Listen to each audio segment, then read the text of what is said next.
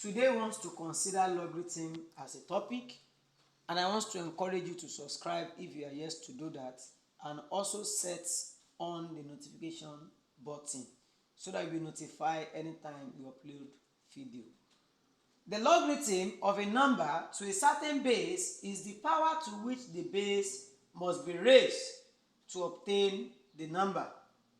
If log base b of n is equals to x, then n is equals to b raised to power x.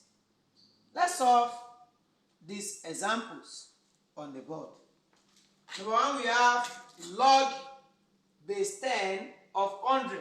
So if we want to solve this question, we say let log base 10 of 100 equals to x.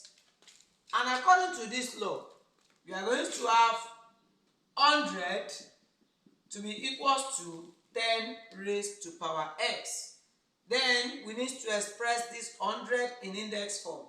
That will be 10 raised to power 2 is equals to 10 raised to power x.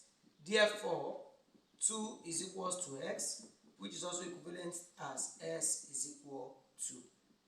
Let's solve question 2. Log base 3 of 81. Let it equals to y. We are going to have 81 is equals to 3 raised to power y. And 81 in index form is 3 raised to power 4 is equals to 3 raised to power y. So 3 will eliminate 3 here. Therefore, y is equal to 4. Then the third question. We have log base 2 of 0.125. Let it equals to x. So we are going to have 0.125 is equals to 2 raised to power x.